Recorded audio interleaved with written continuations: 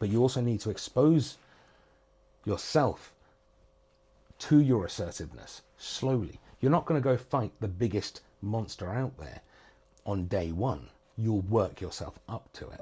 Welcome to The Bear Perspective. I'm Bear Malik. I'm a student of life and I study psychology. I want to share with you some lessons and perspectives that I wish I could have learned a lot sooner in life.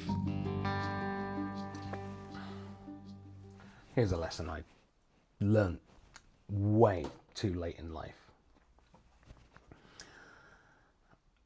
And the best way I can frame it would be staying in a relationship way too long.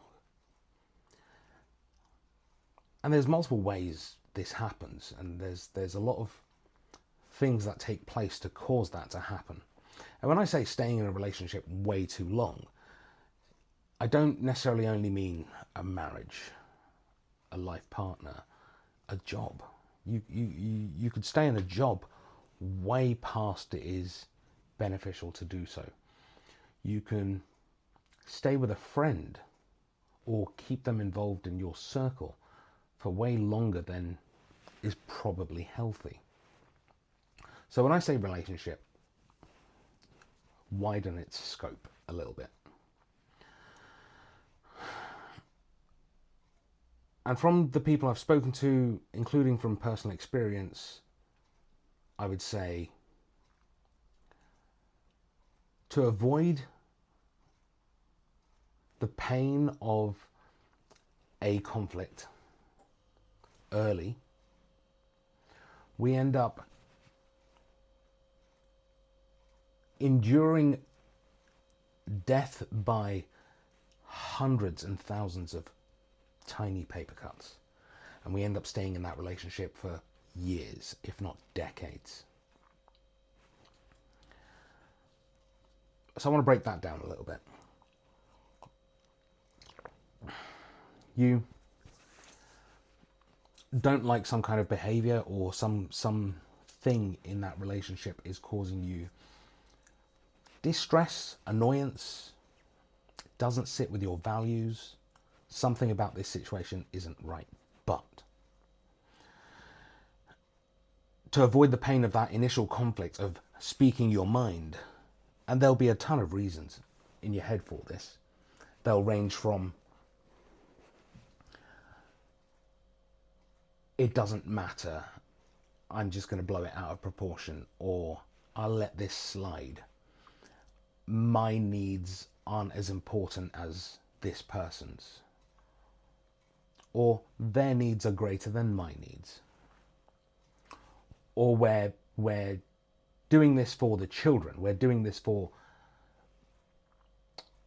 our staff, our customers, or whatever. We're doing this for someone else and my needs don't matter as much, which is wrong. Number one, you deserve to be heard. You deserve to have your needs met. You deserve to have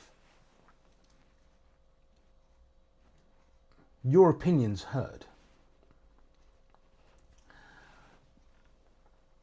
Your opinions do matter.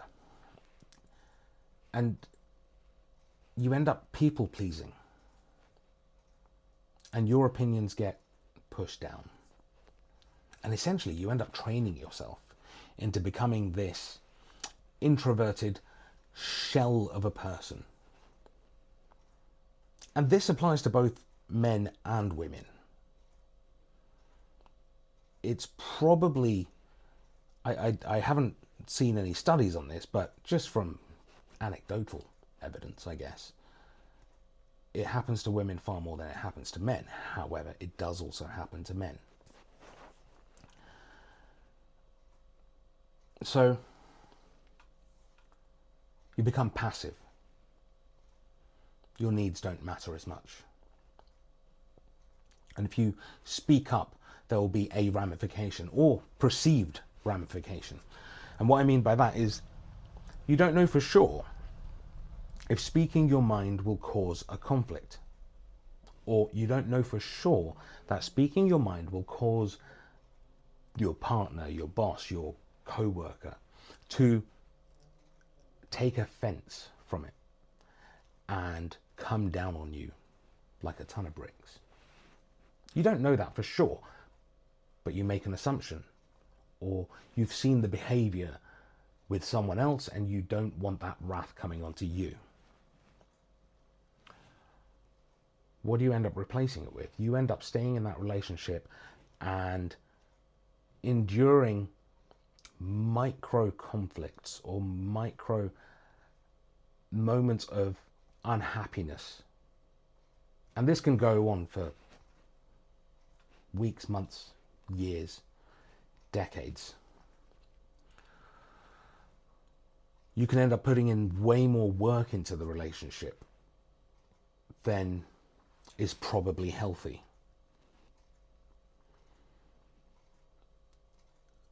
You end up going from passive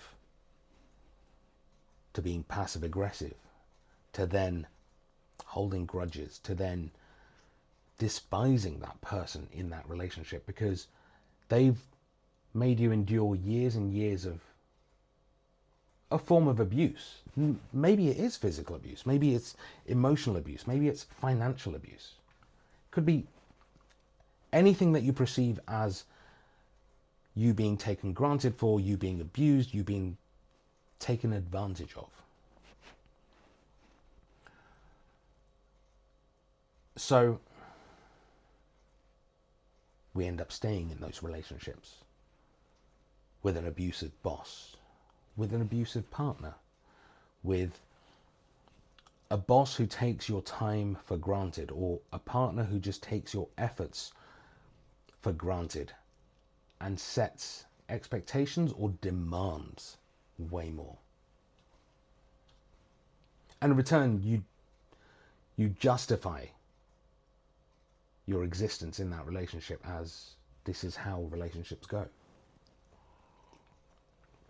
Or these are the needs of this job, or we're doing this for the kids, or I'm gonna suck it up and do it for my kids.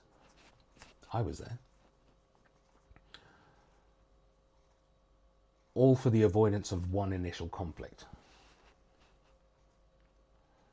Now, take a step back and assign a value to the pain.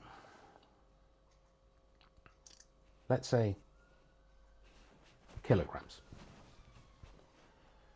If that pain had a weight, let's say the initial conflict that you avoided to appease someone would have caused you pain equivalent to 50 kilograms, which isn't a little number, to be fair.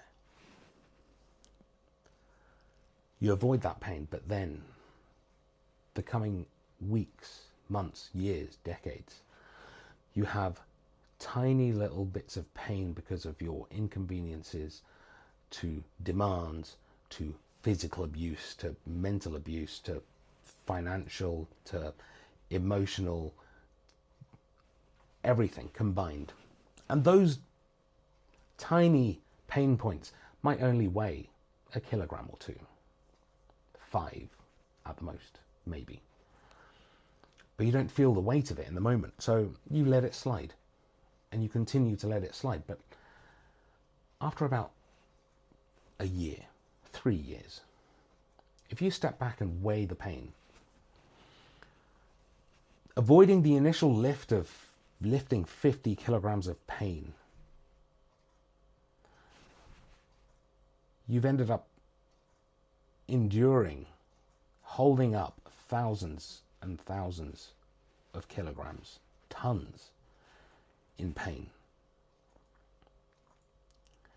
And if someone told you on day one, hey, you could lift this 150 kilogram keg right now, or barrel of bricks,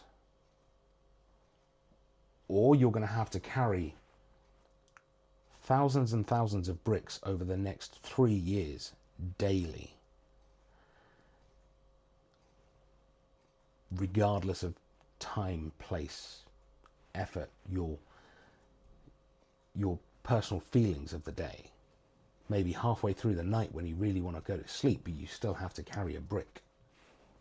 what would you do? The thing is, some people might be totally okay with avoiding the big pain in the beginning and enduring tiny little ones. But what's the price you pay?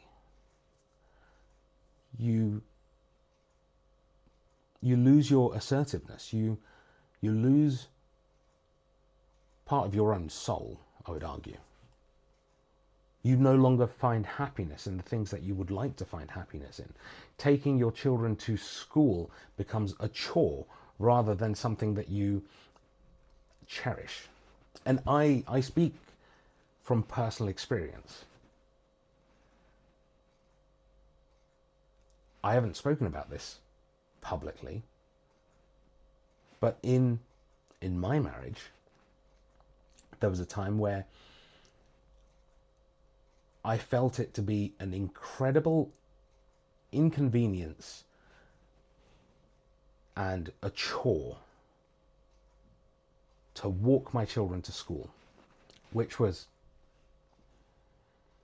maybe a 3-minute walk from where I lived, to the point that I had to rearrange things at work so I could come into work anywhere between half an hour to 45 minutes later to avoid the pain of an argument. And I at the time, saw it as a burden. I experienced it as a chore, and it was a very negative experience for me at the time. Years later, once the relationship had ended and everything else, I really realized that I miss taking my children to school. It was one-on-one time that I had with my kids, and one of my happiest memories in my entire life is on a very sunny day after school, walking back home with my son, sitting on the grass, going over to the shops, buying some sweets, and just sitting and trying to make each other laugh on a warm summer late afternoon. Not even going into the playground and playing, just sitting on the grass, having, I think it was like Smarties or something. And that is one of the most happiest moments of my life. But in the moment, I saw it as a chore. I didn't like doing it. And I'm sure if I'd reframed the whole situation in the moment, at the time, we're talking over a decade ago, I would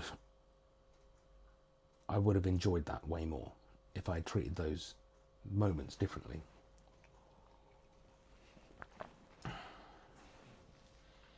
So how do you change?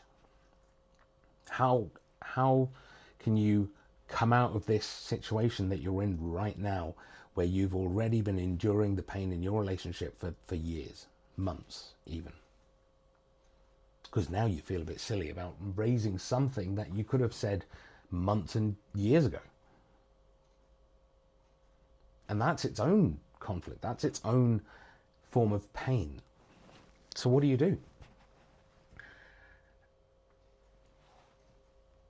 It's better to have the fallout and the argument and your fears addressed and faced sooner rather than later. We fear things because of the uncertainty behind the door that we're trying to open. But there is something on the other side of the door that you want. To open that door, you're going to have to fight a pit bull. And to fight that pit bull, you may get hurt. But when you open that door, there is something that you really want on the other side. Your own form of treasure, your prize, your gold medal. And this goes to all aspects of life. So you fear it, it causes you anxiety. But if you look deeper, it's because it means something to you, and it's something that you hold dear enough to your own set of values within you.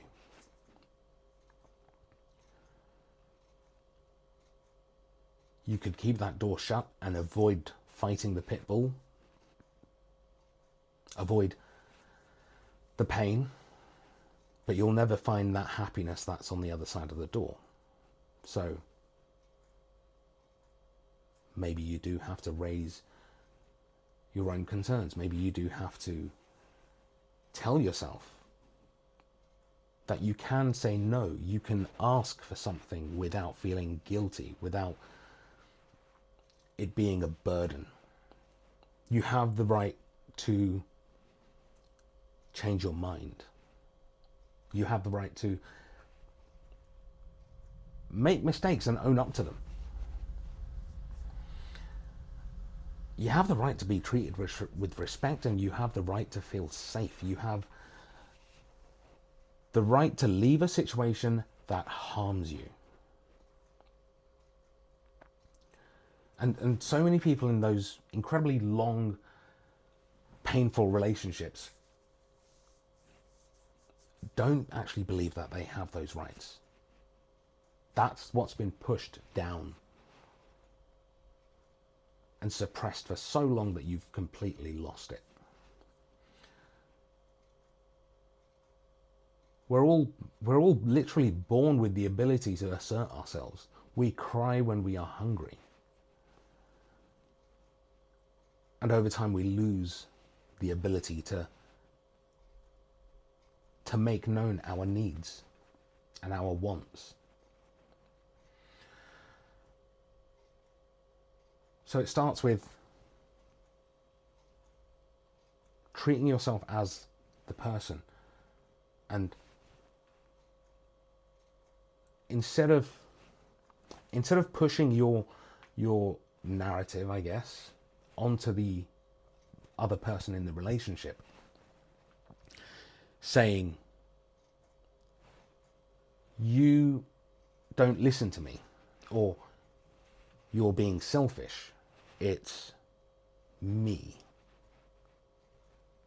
You need to address yourself. I am being ignored when you talk over me. If you interrupt me, I can't get my words out and I feel like I'm being ignored. So please allow me to finish my sentence before interrupting me. And I've shortened this, and I think I may have spoken about this in the last episode about setting boundaries and expectations and talking about consequences. The root of it comes from it's a form of assertiveness training that people can go to psychologists for, and it's described as DESC, D-E-S-C. And what you're taught is D, describe your situation factually, and that's key. You need to then express how you feel in the situation and why it matters to you, why it's close to your values. Then you want to specify what you want. And then the thing that ties that neat little bow and can ensure your success is C, the consequences. What's going to happen if what you've just expressed doesn't happen, or things don't change, or the expression that you've made has not been met, or the expectations that you've set have not been met? So what does that look like in real life? You've been looking forward to going shopping all week because you need some clothes for the winter or summer, whatever. And your partner changes their mind last minute. When you cancel my plans last minute, or when you cancel our plans last minute, I feel like I'm not important, and I've rearranged my day for you, to spend the time with you, to go shopping. I need you to let me know sooner, or let me know that you're unsure about the plans, because it makes me feel like I'm not important to you in a relationship, let's say. And if this keeps happening, your consequence, if this keeps happening, I will no longer make plans to go out with you. And then you do need to follow up with that consequence.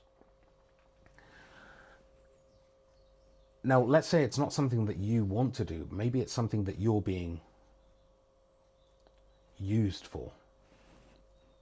Good example is people asking you for money. You want to stand your ground. And the thing is, you have to verbally practice this at home, in front of a mirror, however you like. Talk to your goldfish, talk to your pet. But you want to verbally practice what you're going to say when someone asks you something. And it will be more natural, and you won't hesitate to use it once you've practiced it. So repeat your boundaries without necessarily starting an argument, because you can calmly just say no, because you have the prerogative to say no. No, I'm not lending you money. I understand it stresses you out, but my answer is no. I hear you. I'm still not lending you any money.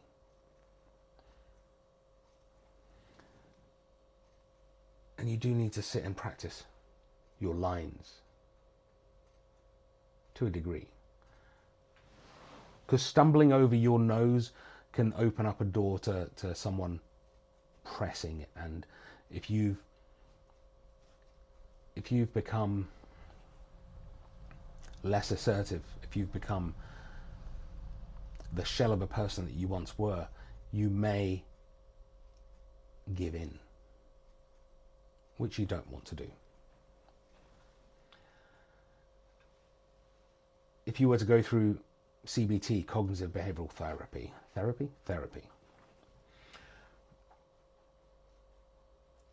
you'll learn the things that stop you from saying no, for example, are beliefs such as, if I say no, they're going to leave me. If I say anything, I'm going to be perceived as cruel, or my needs are a burden. And it's not stuff that you'll say out loud, but this is how you're experiencing these. And then your CBT therapist is going to help you understand, realize that where have you learnt these things from? Where have you learnt this behavior from? Why has this behavior come about? Has it always been true? What happens in the relationship when you say no? Is it just perceived? Is it just in your mind? Or do you actually get physically abused? Does an argument start where you're just verbally berated for a half an hour straight? And then they'll ask you to evaluate and talk about the evidence that backs up those beliefs. And you'll find more commonly than not, there is no evidence for it, because it's all just in your head. Sometimes there is evidence. Sometimes there is a good reason not to speak up, because you're protecting yourself physically, emotionally, or otherwise. There are toxic relationships out there. There are abusive people out there. I would consider those pathological, but I'm talking in general relationships.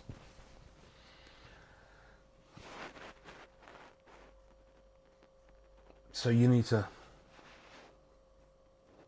practice, but you also need to expose yourself to your assertiveness slowly. You're not going to go fight the biggest monster out there on day one. You'll work yourself up to it. You start with the neighborhood cat that scares you. Then you move up to the neighborhood's dog.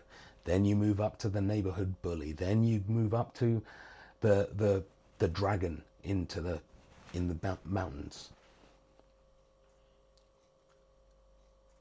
And what do I mean by that? I mean, you can start small by practicing your assertiveness.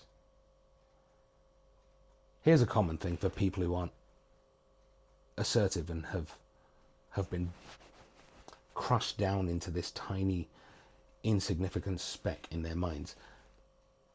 If they go to a restaurant and they don't like the food, they'll quietly just eat it. So perhaps that's your first conflict. Raise your hand, call over a waiter and send the food back.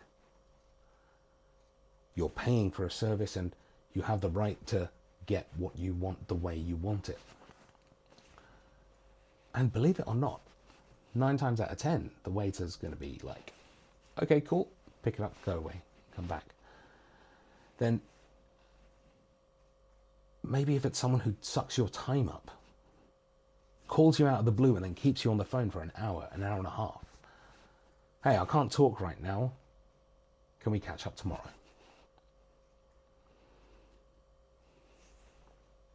Maybe it's your boss asking you to stay 45 minutes late for something that you could do the following day, or isn't as time pressed as they're making out to be. Say no to it. Set your boundary. Communicate your boundary. And then broach it with your partner, your parent, your boss. Approach it and speak your consequences. Now, when it comes to some of the consequences, you do need to have some confidence that you'll follow through with it. So let's say if you're trying to be assertive and trying to ask for a raise at work, or trying to ask for a bigger office at work, or you don't want to be put onto the night shift anymore because that's not what you signed up for. If you go out there, do some job hunting in your evenings, and you have 1, maybe 2 job offers lined up, you can walk with your head held high into work and say to your boss, hey, I would like not to be put onto the night shift because that's not what I started this job for. I would like a pay rise because everyone else has had a pay rise and I have not. Or I would like to get that bigger office in the corner because it will meet my needs to do this job better. And if I do not get these, I will go to one of these other jobs that have offered me a position with exactly what I've asked for. They're left with 2 choices, whether to give in and give you what you need or want, or they stand their ground and say no, because sometimes it's not possible. It's over their head or something. But now you have a consequence that can take in effect, and if you walk away saying, fine, I will accept one of these jobs, please accept this as my resignation. So have faith in the consequences that you set up and be able to follow through with it. Because making an empty threat of leaving a job for another won't hold the same weight as actually having another job lined up before you leave this one. What if it's your child demanding something and you want to be able to say no, but if you say no, they throw a tantrum? And again, this is learned behavior that you've put in place because you've not said no, because you've not stood your ground, and the child ends up throwing a tantrum and you give in because you've not set a consequence in place. You are the parent. You can say no to a child and you can say, hey, keep pressing on this and you're going to go to bed without dessert, or you're going to have to go stand on a step, or I'm going to change the Wi-Fi password, which is quite a funny one, I find anyway. Have consequences in place and follow through with it.